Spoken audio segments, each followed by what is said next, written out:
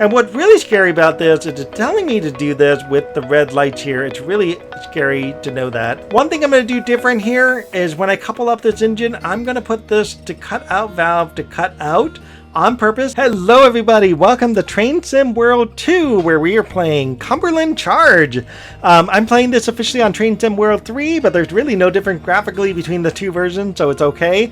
I'm going to let the guy talk, and he's going to explain our scenario while I pop open the top of this and pour a little something. A unit coal train came out of Shaw loading facility with a traction problem. They want the additional motors we brought up to Sandpatch to help them get the train to Cumberland, where the locomotives can be swapped out. Reporting is X570. We'll take the locomotives over to Salisbury Junction and couple up to B251. Let's climb aboard and get going. Couple things, we got our handbrake released on this engine, so we do know that there's going to be issues with this train sliding down the hill because we do have a slight grade in this engine here. So what we're going to do before we even set up this engine, I'm going to switch engines and I'm going to get this other engine set up properly. So we have our automatic handle off, we have our independent brake to release, NU2A valve set to trail 626, cutout valve set to cut out. We are going to turn our headlight control to control from another unit coupled at either end. And we're going to turn on our number lights so we have both of those set up properly as well. We don't need to touch anything else except for turning off the engine run, turning off gen fuel, which is already off, turning off control and fuel pumps. So when we come back into this engine, what I'm going to do, one thing that's different, I'm going to turn off the radio for a second, give that a few seconds to reset. I'm going to set my headlight control to controlling with the unit coupled at long hood end. Then I'm going to set up my number lights on this train, turn the radio back on, turn the warning light back on, or the warning alerter back on. And from there I'm going to stick the reverser in and set the reverser backwards. While I'm waiting for that, the headlight's going to go bright in the front. This is X570, requesting a track warrant from Sandpatch to Salisbury Junction. Over. X570, subject to signal indications. Proceed from Sandpatch to Salisbury Junction. Over. X570, subject to signal indications, proceeding from Sandpatch to Salisbury. Out. I did put the rear headlight to dim, and I set up my ditch lights and gauge light so I can at least see what's going on here. Even though it says cut out valve, what I'm actually doing is setting up the locomotive, but apparently it's just sticking to the handle in and putting it in reverse was enough to set up the locomotive. For whatever reason it did that, but then it wants the cutout valve, so we're going to do cutout valve last. So we have engine run on, gen fuel run on, control fuel pump on. We have our automatic brake handle to release. We're going to let those brake pipes fill up. We're going to put this on leader dead, and then we're going to set up our independent brake so we don't accidentally roll away the wrong direction. We're going to set our throttle to 1, and then we're going to set our cutout valve to freight, and it should make that happy there. And we're going to pop out to the external cam here for a second, because this is the direction we're going to be going in. And I'm going to hang out, actually, on this side will be fine to hang out here. And maybe I should hang out a little bit above. So as we go forward, we're going to blow our horn here, and we're going to drop our independent brake, bail that off, and we should be good to go. Our brake pipes are completely full. It should move under throttle 1. There it goes. But we're not going to stay under throttle 1. We're going to move ourselves up to like throttle 4 without wheel slipping if we can. And we just have to make sure up ahead on the crossing we don't go past 20. So that's one important thing. And on this siding in particular, we don't want to go past 15 either.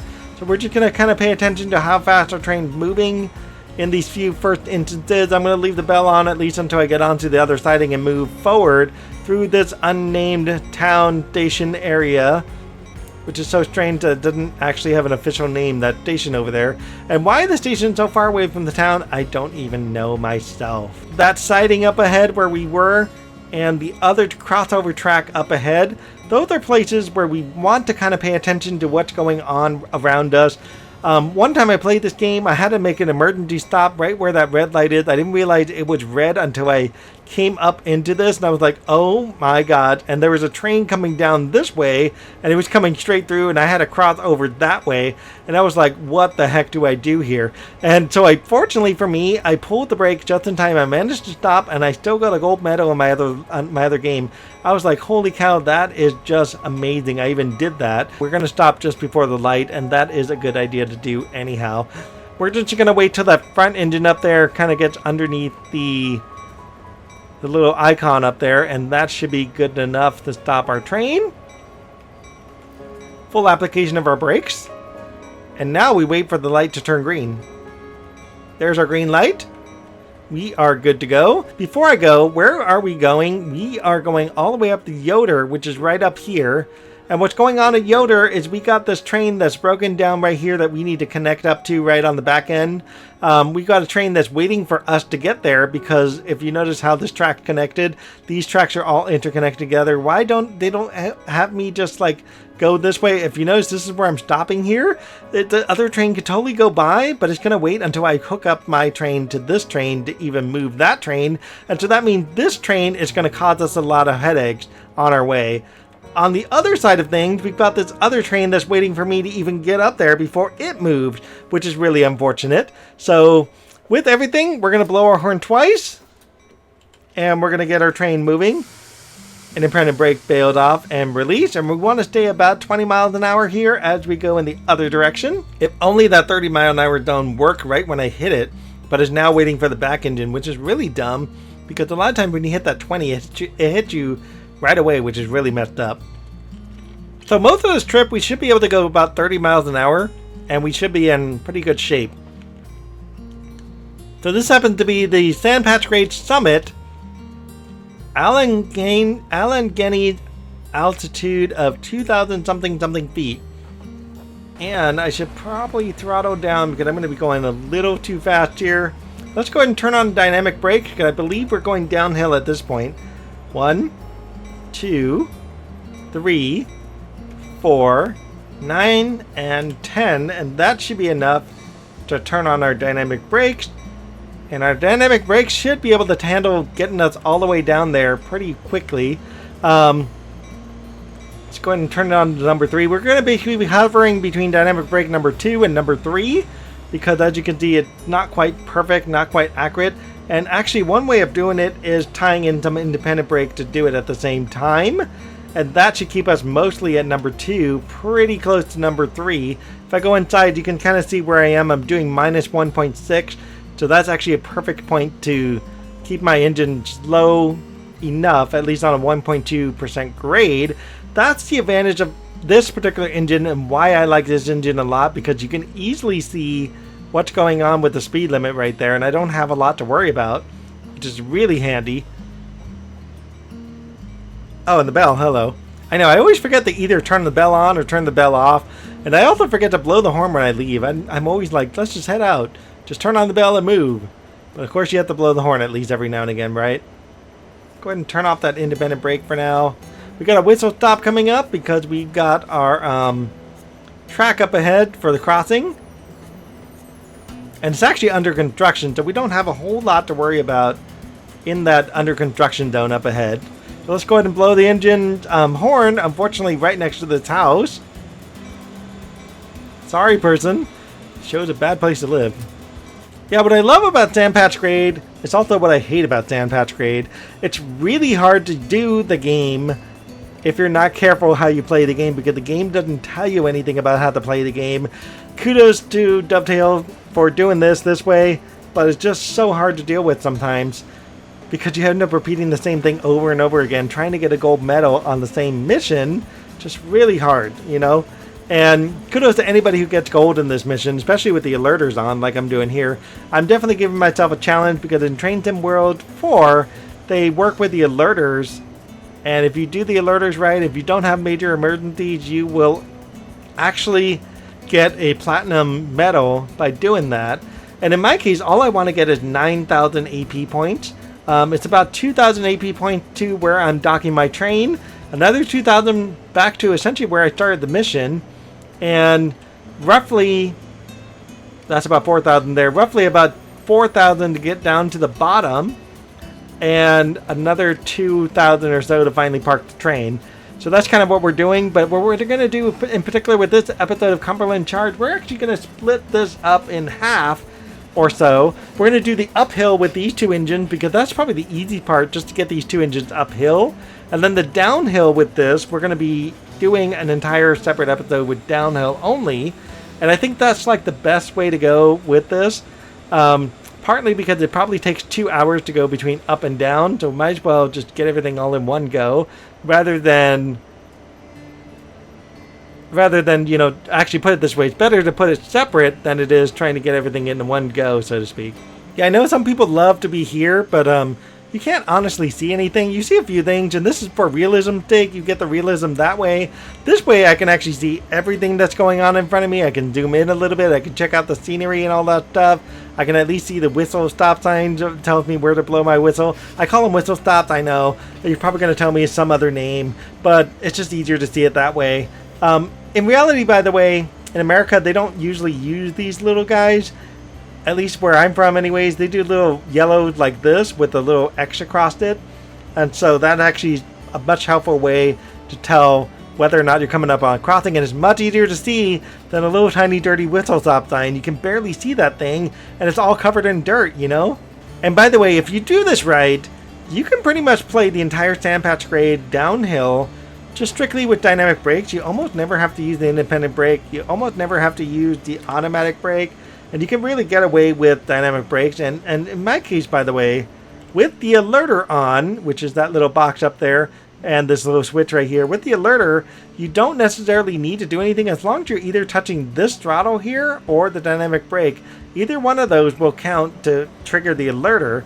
So even if it's just simply doing this sort of thing and just bumping it a little bit, that's enough to trigger the alerter, as long as you're doing it every 60 seconds or so for the however long the rail trip takes. The whole point of the alerter is to make sure you, the engineer, are paying attention to what's going on, which can be kind of hard to do when you're driving a train going downhill with nail biters and just holding onto your seat, trying not to crash your train somehow into some other train in front of you. You typically wouldn't blow the whistle over and over and over again. We're coming up on Myersville, which is this place here. Myersdale. Myersdale is that name of the town. So, why am I calling it Myersville? What I was trying to say is we don't normally do whistles like this, rolling through town, blowing the whistle over and over and over again. We really blow it only kind of when we come across the crossings, if it's far enough apart. But if they're like two back-to-back crossings, that first whistle is going to work more than enough. There goes a person. Look at that. I love the update that has little people in it. So fun. Oh, one more. But in this game, they want you to do whistles for pretty much every darn crossing that you see, which is not always the best thing in the world to do.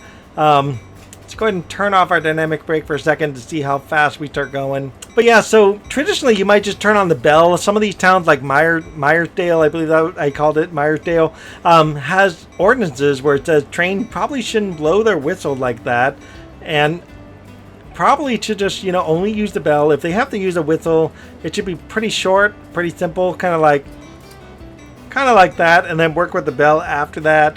So that way they're not blowing horn just crazy and just disrupting the lives of people who decide to build their houses right up against a railroad track like that. So that's their own fault for doing that. Probably because there's no other better property for them, you know, in terms of going there. But in the end of the day, it's to help the residents of those houses so they don't have to deal with hearing the train every who knows how many times the train goes by, because there's already 3 of us here. Me going by twice, plus the train up ahead and the train behind us. Oh, this is an independent brake. I'm like, where's my dynamic brake? Why can't I push the button? Why is it not working? So there's our red light 1.9 miles away, and we're actually stopping just a little bit under a mile away at about 7,000 feet. And what's going to happen here is we're going to stop first, and then we're going to cross over to the crossing and then roll up to the cars that we want to couple up. And because I've got the alerters on, I need to pay particular attention on how I couple my train car up. And once we get there, I'm going to do something very important that you probably want to do too. I'm going to have to make an edit and cut out a couple things just because you probably don't want to see me running along for about a mile of railroad cars to do this, but I will turn off the warning system in this engine to do it as well, because that would be dumb to run a mile and then find out my warning going off and I'm setting off the PCS system. That would be really dumb. And I'll blow the bell again when I get closer to the, sorry, not the horn, but I'll blow the horn again when I get over there to where the stop point is. Oh my God, I'll turn on the bell when I get to that stop point but I'll actually try to keep it on going all the way up to the connection. Then I'll turn it off before I switch engines as well. So that's kind of another important detail. This area is really fun to see because it's got some windmills, it's got some other cool businesses going on there, and it actually has some words on there. I can't actually read what it says. There we go. There goes the dynamic brakes. The dynamic brakes actually use the wonderful fan and the wonderful exhaust here to do that. You can kind of see how the system works as I slow down too. If I use more and more of it, those two fans behind me eventually will turn on. I don't need them yet. I'm just going to try to do this all primarily with my own braking system. All on my own. And right now it's all that front fan, and I'm just getting a ton of exhaust in my face. My goodness. There goes that fan. It just turned on that one. And if I turn it on all the way, this one eventually will turn on with it. So we'll see how this all turns out in a couple miles here. So we're going to go ahead and go back down to 0 because we have a little bit of time to get there. And you see how that fan turned itself back off. And the one up here should turn itself back off. There we go. It's turning off now. It's kind of fun to watch this all play out. And you can already tell, by the way, when I'm using my dynamic brakes, it's no longer doing what it's supposed to do anymore because I'm going way too slow at this point. But I'm going to work with it and see if I can stop with just primarily dynamics only.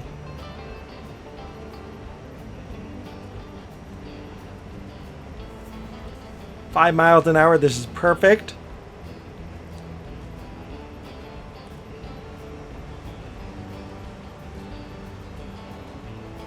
Nice and easy. Nice and easy. 20 feet.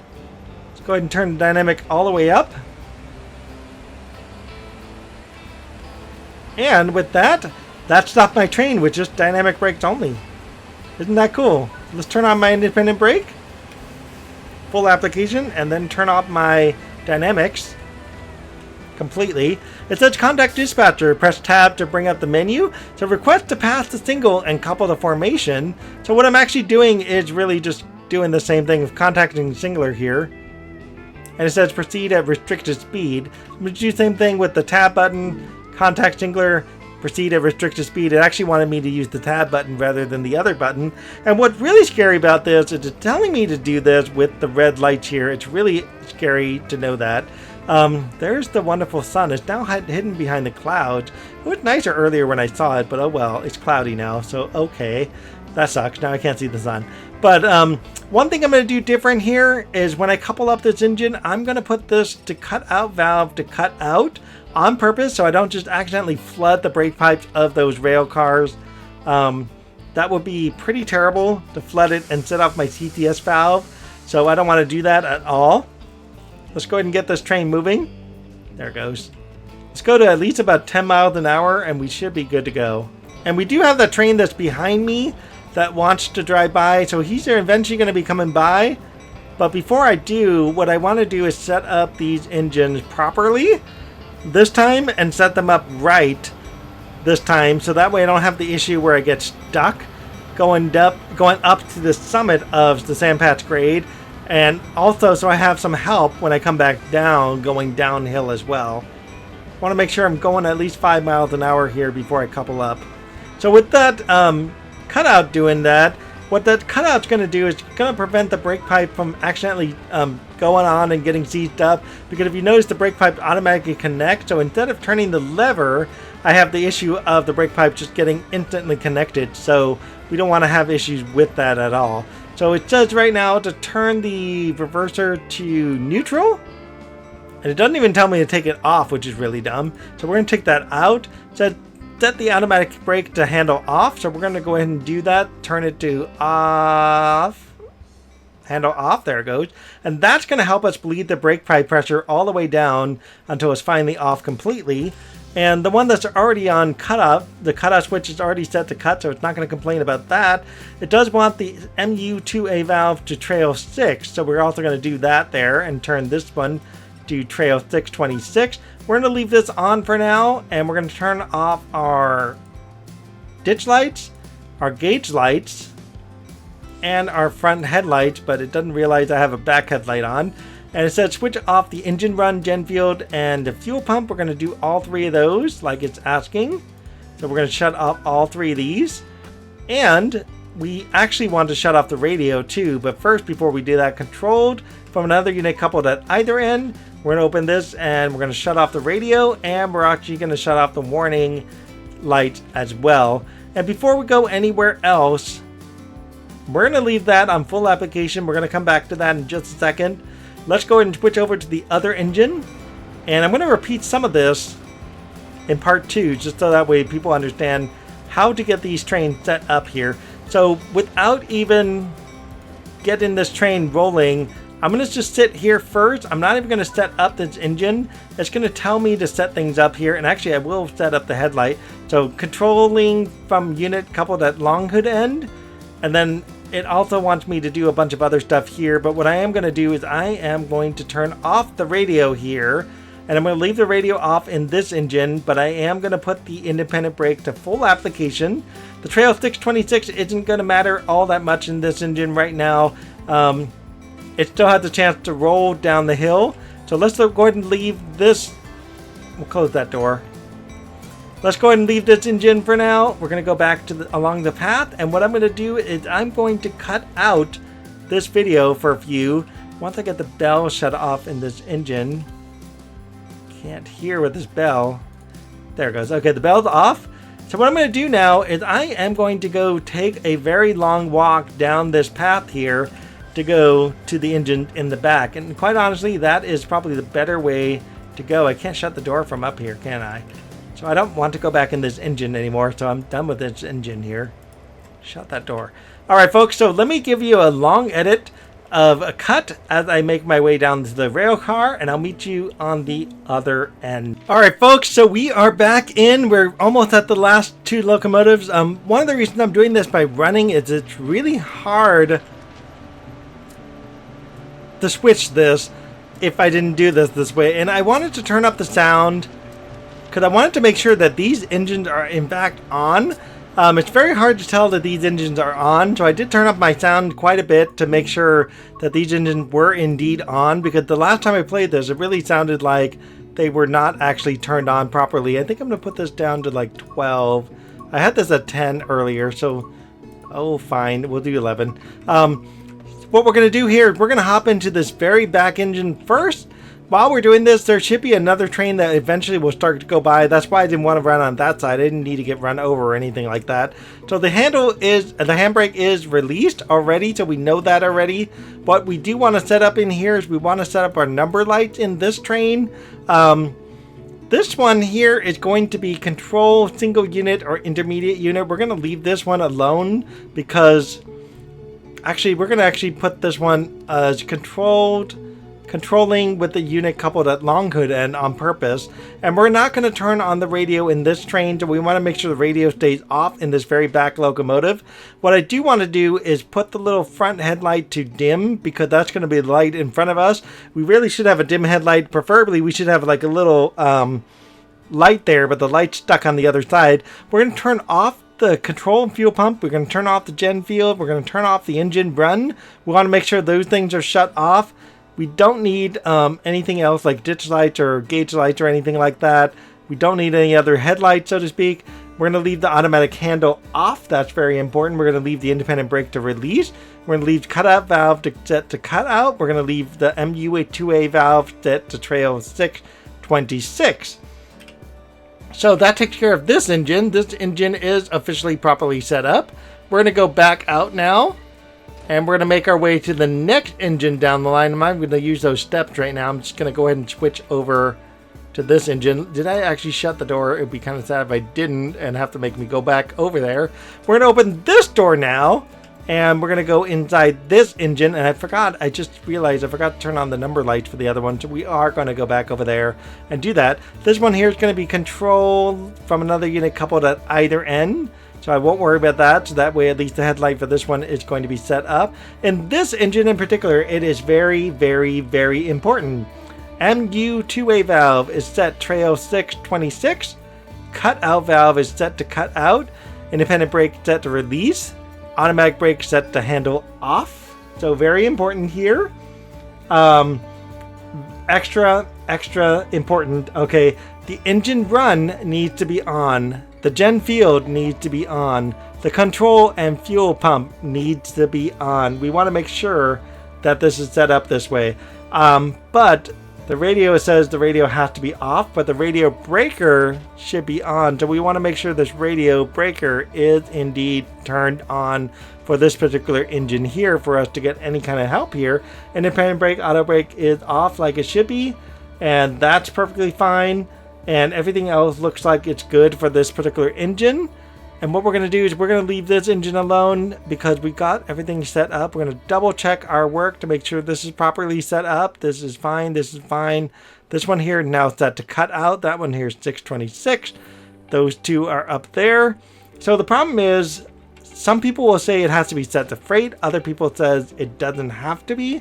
And if you look at the little guide here, at least on an Excel spreadsheet, so to speak, it says the problem with it is if you set up the front engine first before you do anything with anything else, you end up having problems, especially if you set up the leader dead. If you set that up right away, you end up having problems. So you want to set up everything else.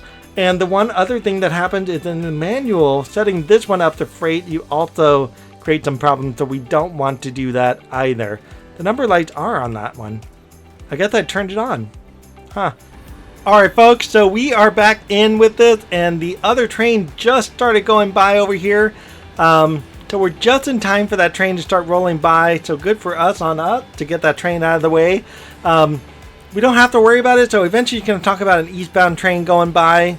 One, the train's already gone by, and the other one's already going right now. So by the time we get back in the engineer seat, we hopefully should have green light going all the way down. If anything, if we do get a yellow, it will probably slow it down just a little bit, but it won't be too bad. Alright folks, we're back in engine number 2. We have that other train already going by, so we don't have to worry about this guy. Both of our trains that were just pending and waiting have already gone by, or will be going by, one of the two here. And in this engine that we just left, we're going to do one more thing in this engine. We're going to, turn off the lights. Or I never turned them on. Okay, well, we don't need to turn off the light then. We are going to turn off our independent brake because we don't need it anymore. And we have everything else at trail 626, cut out, handle off. And over here we have off, off, off. And I don't think if I did, I turned them off already. So we're good to go there. Our lights are off over here. So this engine's officially set up. So we should be good to go on train number 2. And now what we're going to do is we're going to head back to that front engine. The only reason I didn't do this by switching cameras is it's really hard to do this when all the engines are identical and you don't know which engine you're actually in. So to set up this main lead engine, we want to make sure all of our trains are set up before we even flip the switch to lead or dead in this particular engine. So even before we turn on the radio fuse, we want to make sure everything's all set up. So engine run's going on, gen field's going on, control fuel pump is going on. We're going to turn on our gauge lights. We're going to turn on our ditch lights. Our rear headlight's going to go to dim. Our front headlights are going to go to bright. And over here, this is already on full application. We have cut out here, so we're going to go ahead and set this to freight. And we're going to go ahead and turn our automatic. We're not going to turn our handles just yet. We're going to go ahead and turn on our fuse up here. So let's go ahead and get our radio on. I'm going to turn on the warning light since we are already in the engine. And the last thing I'm going to do is turn on leader dead. So there's my leader dead. And then the last thing is the banking comm is going to turn on. And then finally, we're going to go ahead and release the automatic handles. And what we have to do is wait for 79 PSI before we can move this train going forward. So until that happens, we're going to call it quits on this particular episode. We're going to put the little handle in here and stick that in forward so we don't have to worry about that while we wait. We'll call this episode good. Like, subscribe, leave me comments and whatnot, and we will take the rest of this episode in part 2 to go all the way down to Cumberland Yard itself. Until then, thanks for watching, and we will see you in the next one. And if I did this right, everything is working. Literally the climb all the way to the summit, and we want to make sure the summit climb is as fast as possible And with this 1.4% grade, it's not going to be fun because this thing is going to be bouncing around a bit. And it's essentially minus 5 feet per second or per minute, so to speak. But we're doing pretty good. You got to give me credit here that the engine's set up properly and the train's rolling along with our nearly 8,000 tons of cargo. So we're definitely doing good. And what? Ooh, the alerter.